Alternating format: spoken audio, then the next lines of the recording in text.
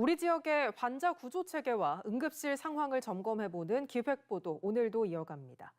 구급대원들이 환자를 옮기려다 병원 측이 거부해 다른 병원을 찾아가는 이른바 응급실 뺑뺑이 실태는 어떤지, 또 다가오는 추석 명절 의료 대책은 마련되고 있는지 이재경 기자가 살펴봤습니다.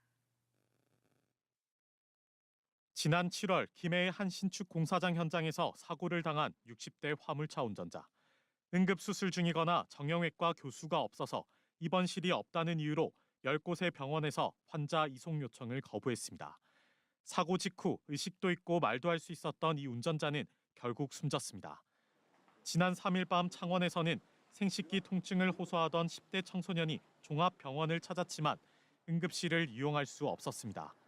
비뇨기과 전문의가 없거나 초음파 검사가 불가해 진료할 수 없다는 이유였습니다. 119 구급대에 도움을 요청했지만 결과는 마찬가지였습니다. 당시 119 구급대가 1시간여 동안 인근 병원 25곳에 전화했지만 모두 같은 이유로 진료가 불가하다는 답변만 돌아왔습니다.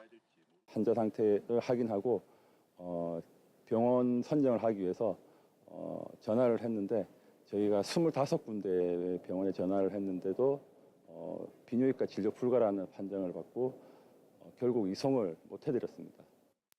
올해 들어 119 구급대가 환자를 재이송한 사례는 전국에서 3,000건이 넘었습니다. 경남에서는 153건의 재이송 사례가 있었는데 그 이유로는 전문의 부재가 49건으로 가장 많았습니다. 전공의 사직에 따른 현상이라는 분석입니다. 전공의가 응급실을 떠나고 전공의가 떠남으로써 그 자리를 지켰던 전문의도 피로가 쌓이니까 전문의도 떠남으로써 수술 의사가 부족해서 이런 현상이 벌어지는데 심각한 문제라고 봅니다. 경상남도는 보건복지부 지침에 따라 전공의 사직 현황을 공개하지 않고 있습니다. 다만 전공의 집단 사직 사태 전과 비교했을 때 경남의 대학병원 외래 진료와 입원 환자 수는 20%가량, 수술 건수는 30%가량 감소한 반면 종합병원인 2차 의료기관 환자 수는 늘고 있는 것으로 경상남도는 파악하고 있습니다. 추석 연휴를 앞두고 응급의료 체계 과부하가 더 심해질 것이라는 게 현장의 걱정입니다. 전원 자체가 그 3차 병원에서는 응급의학과는 응급실은 알고 있을지 몰라도 기존에 있는 교수님들이 멤버들이 별로 없기 때문에 정형외과라든지 신경외과 이런 수술이 안 되거든요. 경상남도는 대책 마련에 나섰습니다. 오는 11일부터 2주간을 추석 명절 비상응급 대응 주간으로 정하고 경남 34개 응급의료기관에 전담 책임관을 지정해 진료 차질은 없는지 매일 확인한다는 방침입니다.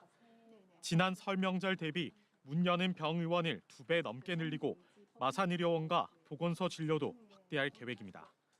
도내 상급 종합병원 응급실에서 전문의가 중심으로 해서 비상진료 체제를 유지하고 있습니다. 응급의학과 전문의 외에 타 진료과까지 투입해서 추석 명절에는 비상진료할 수 있도록. 경상남도는 중증 환자가 상급 종합병원에서 치료받을 수 있도록 비교적 증상이 심하지 않은 경우 가까운 병의원을 이용해달라고 당부했습니다. MBC 뉴스 이재경입니다.